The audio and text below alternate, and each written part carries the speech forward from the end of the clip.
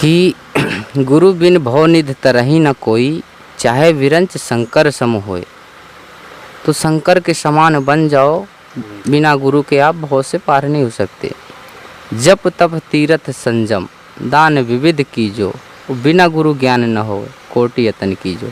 तो गुरु का ही कहना मान के चलो और गुरु। जय श्री राम दोस्तों, मैं राजकुमार आपका स्वागत करता हूं आपके अपने YouTube चैनल संत नमन में। और आज हम लोग ऐसे ही दिव्य संत के पास आए हुए हैं कि उन्हीं का आश्रम है तो बहुत ही सिद्ध संत हैं। ऐसा माना जाता है यहाँ के संत के बारे में, आपको कोई भी बीमारी हो, कोई भी भूत प्रेत बाधा हो, यहाँ सारे काम सिद्ध होते हैं। और यहाँ पे एक मेरे पीछे आपको वृक्ष दिखाई दे रहा होगा, ये अशोक का पेड़ दिख रहा है मुझे, अशोक का वृक्ष लग रहा है। तो इस वृक्ष की ऐसी मानता है, अगर यहाँ किसी के लड़के नहीं हो रहे, बच्चे नहीं हो रहे हैं, यहाँ पे बंधन बांधा जाता है और परिक्रमा लगाई जाती हैं तो उनकी कामना ज़रूर सिद्ध होती है। और महाराज जी दवा भी देते हैं जिससे लोगों का कल्याण होता है। तो आपको कोई भी बीमारी हो, शुगर हो, बीपी हो, साटका हो या बाई बात हो, XYZ कोई भी बीमारी हो, तो महाराज जी सारा यहाँ इलाज करते। इलाज क्या करते हैं, उनकी सिद्धि है, वो मात्र भभूति उठा के दे देते हैं, इससे लोगों का कल्याण हो जाता है। तो अभी चलेंगे, महाराज जी का सत्संग करेंगे, उनके दर्शन कराएंगे और आपको भी आशीर्वाद दिलाएंगे। आप लोग हमारे साथ बने रहिए, प्लीज़ वीडियो लास्ट तक देखिएगा। मिलते हैं महाराज जी के पास। दोस्तों, ये महाराज जी हैं, बहुत ही सिद्ध संत हैं। अभी आपको इनका सत्संग करवाएंगे। अभी भोजन प्रसादी चल रही है महाराज जी की, और भोजन प्रसादी दिखाते हैं।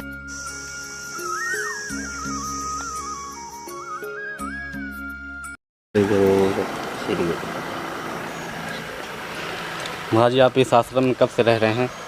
हमें यहाँ कम से कम भी हमारे गुरु भाई थे जो इस आश्रम के महंत, वो ख़त्म हो चुके हैं। अच्छा।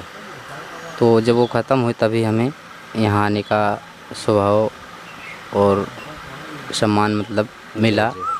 और यहाँ आके भी अच्छे कार्य हो रहे हैं, जिससे संतों को मतलब रहना चाहिए। और यहाँ अच्छे से भजन कर रहे हैं, तप कर रहे हैं गुरु की आज्ञा से। और यहाँ जो भी है बहुत अच्छा ही स्थान है। इस स्थान का नाम है शांति धाम। शांति धाम, हाँ। इस यहाँ अधिकता शांति है जी, जो कि मन भटकता है यहाँ स्थायी हो जाता है। वो महाराज लग भी रहा है, कोयल की आवाज़ आ रही हैं, तो ये शांत जगह पे ही आती हैं। आश्रम आपका बहुत भव्य है। ये तो सब परमात्मा की कृपा है जो कि ऐसे ऐसे भक्तों के दर्शन होते हैं। नहीं, यहाँ किसी के पास भी जाओ तो बोलने के लिए तैयार नहीं होता है। तो महाराज जी, इससे पहले आप कहाँ रहते थे? हम चित्रा में रहते थे। अच्छा। चित्रकूट, चित्रा गोकुलपुर, जी। वहाँ रहे कुछ महीने। और 1 साल तक हम वहाँ नशेनी गांव नरैनी के आगे है, जी। क्या नदी किनारे रहा करते थे। वहाँ 1 साल मतलब रहे। कुछ दिन बिताने के बाद फिर गुरु के पास आने का हमें अवसर प्राप्त हुआ, उनकी चरणों पर सेवा करने का मौका मिला। नहीं तो जीवन में भटकने की सिवा कुछ नहीं, जब तक गुरु के वचनों पर नहीं चलेंगे जी। तो उन्हीं का कहना मान के हम चलते हैं, तब भी करते हैं, त्याग भी करते हैं। सिद्धि भी, साधना जो भी है सब परमात्मा उनकी चरणों के आशीर्वाद से मिल रहा है हमें।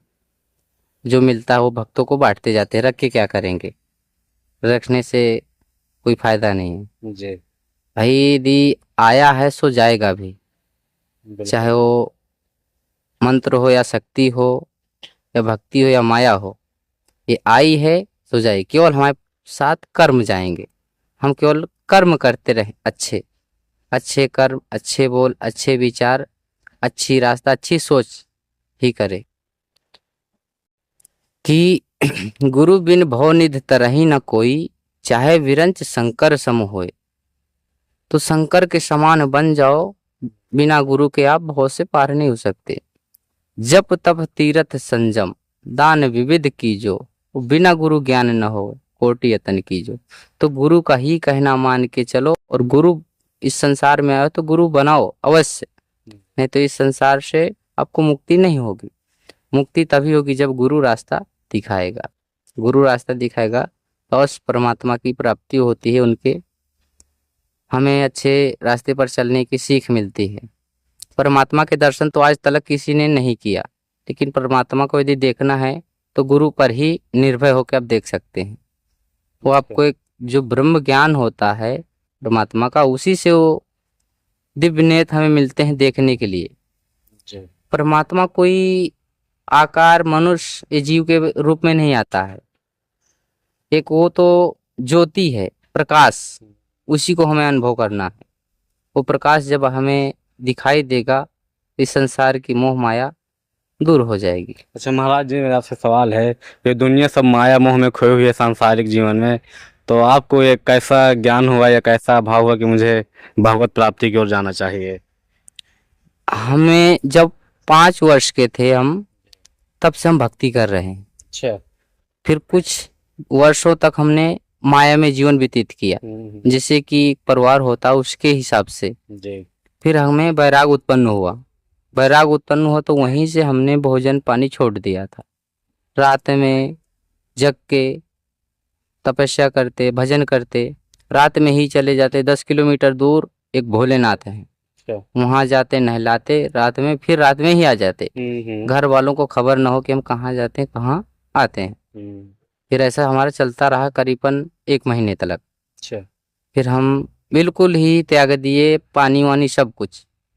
फिर घर वाले हमारे हैरान हो गए, माता पिता की, मतलब ये जीवित नहीं बचेंगे, ना ही तो निकल रहे हैं और ना ही किसी से बात कर रहे हैं। तो फिर उन्होंने कहा, महाराज भोले बाबा आप कम से कम दरवाजा खोलो। फिर हमने कहा, पहले तो बोले नहीं, अच्छा। मगन थे भजन में।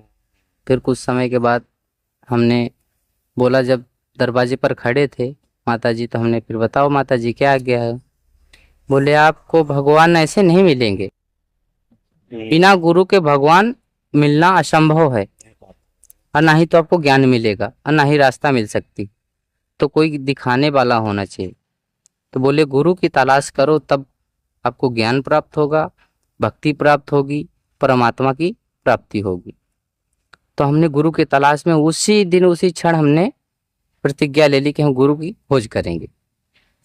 तो जैसे कि हम चल रहे थे तो हमारे बड़े भ्राता भाई साहब, अच्छा। वो हमें लेके गुरु जी के पास यहाँ चित्रा लाए। बोले, हमारे पुरखों के गुरु हैं, बहुत माने हुए तपसी संत हैं, बहुत बड़े महापुरुष हैं, जो कि उन्होंने तपस्या से अपने जल को घी बनाया और अपने तप से बालू को चीनी बनाया था। बोले, ऐसे महान पुरुष के यदि शिष्य बनोगे तो महान ही कहलाओगे। तो फिर हमने वहीं से उन्हें गुरु मान लिया, उनके पास आए, उन्होंने गुरु शिक्षा हमें दी। कुछ महीनों वर्षों के बाद फिर हमें रास्ता दिखाई कि इसी रास्ते में बेटा चलते रहो। बोले कि सत्य मार्ग के सिवा कोई दूसरा रास्ता अपनाना नहीं जीवन में, नहीं संत भेष, संत धर्म की अवहेलना होगी, निंदा होगी, बदनामी हो जाएगी संत भेष। तो हमने कहा, यदि गुरुदेव आपकी आज्ञा और आपका आशीर्वाद रहा तो जीवन में ऐसा संत बनेंगे कि सतयुग में संत थे वैसे, आज कलयुग में संत वैसे नहीं है।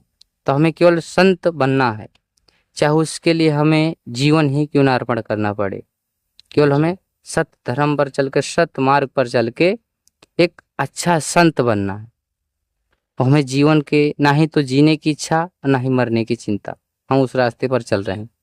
कहते संत का जीवन बहुत कठोर कठिन होता रास्ता, कि लोहे के चने चवारे के बराबर होता है। तो संत जीवन बहुत मुश्किल से जिया जाता है। यदि कोई कदम रखते हैं तो 100 बार सोचना पड़ता है, ताकि कोई गलती से कदम बुरी रास्ता में न चला जाए। तो इसके लिए वो संत 100 बार सोचता है। तो महाराज जी, आपको ये सिद्धि कब प्राप्त हुई, कितने वर्षों से, कैसे आपको मालूम चला है चीजें? गुरु की सेवा करते करते ही पता चलने लगता है कि हमें मतलब कौन सी रास्ता सही दिख रही। जब सही हमें लगेगी तो दुनिया को सही लगेगी। फिर धीरे धीरे इसी तरह हमने भोलेनाथ का पहले भजन करते थे, तो हमें भोलेनाथ ही दिखते थे। किसी मनुष्य को देखे, किसी प्राणी को, उनमें हमें भोलेनाथ ही दिखते। फिर उन्हीं से हमें मतलब जो दवा दर्पण है वही बताते हैं कि ये चीज यदि उठा के दे दोगे जिस मर्ज में, उसी में लग जाएगी। उसकी आप चिंता ना करो, केवल आप उठा के दीजिए, कर्म कीजिए, बाकी करना हमारा काम है। इसको हम सही करते हैं कि क्या करते वो हम करेंगे। महाराज जी, बहुत से परेशान भक्त आते हैं कोई किसी तरह से दुखी है, कोई किसी तरह परेशान है, तो आप किस तरह की दुआ देते हैं? किस किस तरह का आपके पास भक्त आता है परेशान होके? गुरु के चरणों का आशीर्वाद लेके और भोलेनाथ का नाम लेके हम भभूत दे देते हैं। एक गिलास लेते हैं, उसी में जल डालते हैं अच्छा। और उसमें भभूत डाल देते हैं। जी। एक दो चुटकी जहाँ भभूत डाले और उनका नाम लिए और दे दिया भभूत। बोले अपने सिर में थोड़ा कंछो और पी लीजिए। बाकी आपकी जो समस्या है, जितना भी दुख दर्द पीड़ा है, वो सब दूर हो जाएगी। आपको आराम 10 मिनट में मतलब मिलेगा किस परमात्मा। किस तरह की बीमारी, जैसे कि शुगर, बीपी, साटका, जैसा मैंने सुना है, हाँ हाँ, ये सारी बीमारियों का इन इलाज? सारी बीमारियों का इलाज है। अच्छा। बहुत से भक्त जाते हैं, खुश होकर जाते हैं, उनका कल्याण भी होता है। बिल्कुल है, क्योंकि वो विश्वास के साथ, आत्मविश्वास अवश्य जरूरी है। जी। यदि आत्मविश्वास है तो ऐसा कोई मान लो मर्ज बना नहीं इस दुनिया में जी। जो कि परमात्मा के आशीर्वाद और दुआ दवा से दूर ना हो। जी। सभी मर्जों की दवा मिल सकती है। महाराज जी, आप यहाँ पता बताने के लिए मना करते हैं हम लोगों को, आखिर इसका मुख्य कारण क्या है? इसके लिए हम मना करते हैं ताकि हमारी तपस्या भंग हो जाएगी। अभी हम तपस्या करना चाहते हैं।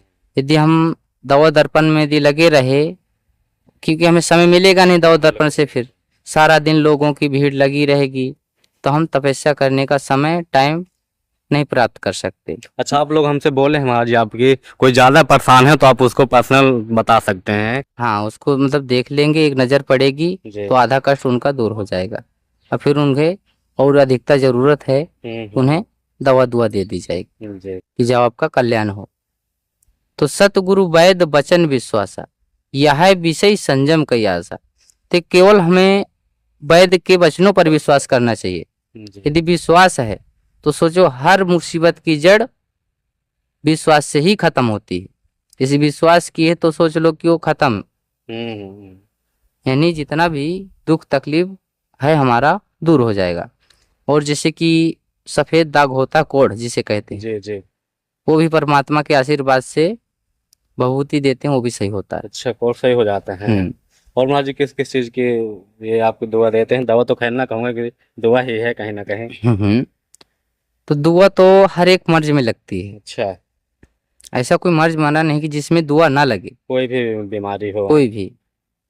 आप यहाँ से मान लो 10 मीटर तक बैठ जाओ दूर, अच्छा। वहीं तक दुआ काम करेगी। आप घर तक चले जाओ, चाहे यहाँ से मुंबई चले, दुआ वहीं काम करेगी। जी जी। परमात्मा की ऐसी दुआ होती है। इस संसार में किसी कोने में चले जाओ, खाली एक बार याद करो, यहीं से पहुंच जाएगी दुआ। तो महाराज जी, हमने सुना है कि आप धूप में बैठ के इस तरह गर्मी तपस्या करो, वैसे तपा चल रहा है और ये मई जून की गर्मी है, तो ये धूप में बैठ के कैसे तपस्या करते हैं आप? वहाँ महाराज हमें परमात्मा की ही छत्र छाया है। अच्छा। उनके आशीर्वाद से हमें धूप भी नहीं लगती। जब धूप में बैठे वो धूप भी कम पड़ जाती है। अच्छा। हम सोचते कि और भी इस शरीर के ऊपर आग बरसे। जब आग बरसेगी तब तपस्या हमारी होगी कि निस दिन तपो तपन बुझाओ, ध्यान के धुनी लगाओ रे जोगिया, आसन शून्य लगाओ रे जोगिया, शून्य रूप जगत में रहिए, आशा निर्मोही मत भक्की। तो नाम की पंख पवन का घोड़ा, निष्कर्म जिन तत्व का जोड़ा, निर्गुण ढाल गुरु शब्द कमान, अकल सहेज प्रीत के बान, अकल की बर्छी गुड़ों की कटारी, और मन को मार करो असवारी। तो जब मन को मारा जाएगा तो ये धूप और ये छाया, ये आग कुछ भी महसूस नहीं होगी। मन को ही सब भ्रमित लगता है, कष्ट होता, मन ही दुखी होता, मन ही चंचल सुखी होता है। कहते नहीं कि मन मरी, मन मरा ना माया मरी, मर मर गया शरीर, आशा तृष्णा ना मरी, कही गए दास कबीर। तो मन कभी नहीं मरता है। मन अपने बचाव के लिए उपाय सोच के ही रखता है कि मतलब मुझे कष्ट ना हो, मैं किस तरह से बच के निकले जाऊं। तो जब धर्म की बात आती है तो मन थोड़ा साइड हो जाता है। सत्य की बात में मन साइड रहता है, और जहां झूठ बोला जाए तो वहां मन और भटकाता है, भ्रमित करता है। ऐसा भ्रमित करेगा कि आप खुद ही अपने आप में भ्रमित हो जाएंगे कि मैं अपने आप को कहाँ से शांति लाऊं। तो शांति केवल संतों के आशीर्वाद से ही मिल सकती है। और परमात्मा के नाम और भक्ति से, बाकी संसार में शांति नहीं है। अच्छा महाराज जी, आगे क्या सोच है आपकी? इसी आश्रम में जीवन यापन करना चाहते हैं, आगे और कहीं कोई इच्छा आपकी? हमारी इच्छा तो ये है महाराज जी। कि इस आश्रम में यदि भगत कोई आता है, यदि दरवाजे तक आया तो वहीं से उसकी दुखों का निवारण उसे समझ में आने लगे अच्छा। कि मुझे कुछ यानी प्रभाव पड़ रहा है। यदि वो आश्रम में आए, शीश नवाए, जो यहाँ देवी देवता हैं जी जी। उन्हीं के पास शीश नवाए अपना चला जाए, वहीं से सही हो जाएगा उसका, हमारे पास आने की आवश्यकता नहीं पड़ेगी। मतलब आपकी सोच जन कल्याण है कहीं ना कहीं, सारी बातें छोड़ के लोगों का कल्याण हो है। क्योंकि परमात्मा के रास्ते में यही है कि केवल कर्म कीजिए। जी। यदि संत हैं तो संत सब पर दया करता है, सब पर दया कर देगा और अपने लिए भले गड्ढे में गिरने के लिए सोच लेगा कि मुझे कितनों कष्ट हो जाए, लेकिन मेरे भगत और भगवान के प्रिय भगत, इनका कल्याण हो, दुखों का निवारण हो। ये संत अपनी सोच समझ से, ज्ञान से मतलब परे रहते हैं। तो जब इतना कुछ सोच के ही जीवन त्यागना साधारण बात नहीं है। इस समस्त संसार के लिए हमने सोच के ही जीवन अर्पण कर दिया इस भक्ति मार्ग पर, जी। जिसके लिए हमारे माता पिता ने कहा कि जीवन आपका है और आपका जीवन आपको मिला है भक्ति करने के लिए। तो उसी क्षण से हम भक्ति करने लगे हैं। जो महाराज जी, जैसे कभी कभी मन बहुत परेशान होता है, जैसे परिवार है, हमारी नौकरी है नहीं है, तो कैसे भरण पोषण होगा, बहुत चिंता होती है इस चीज़ को लेके। तो आप क्या कहेंगे कि कैसे मन शांत रहे? तो कुछ समय अपने नेत्र बंद कीजिए जी और परमात्मा का नाम लीजिए। जी जी। 10 मिनट या 5 मिनट उन्हें समय दीजिए। जैसे कि हमें प्राणायाम होता है, जी। उसी प्रकार हमें 10 मिनट समय लेके प्राणायाम की तरफ जाना है। तो मन तो हमारा एकाग्र और चित्त एकाग्र, शांति रूप मतलब प्राप्ति होगी। जी। तो फिर जब हम नेत्र खोलेंगे तो हमें शांति ही शांति समझ में आएगी। फिर कोई यदि कार्य करते हैं तो हमें भ्रमित नहीं होना है, शांति रूप से बढ़े। यदि क्रोध आता है तो जी। क्रोध को पी जाओ, हम्म। क्रोध आता क्रोध को पी जाओ। यदि किसी के प्रति ईर्षा है, ईर्षा को फेंक दो। यदि ज्ञान है, पाना है तो हमें किसी से ज्ञान लेना है। यदि देना है तो किसी को दान देना है। रखने की यदि कोई चीज है इस संसार में तो केवल इज्जत। जी। यदि जीतने की कोई चीज है तो प्रेम, प्रेम जीते। प्रेम से ही हम किसी का हृदय जीत सकते हैं।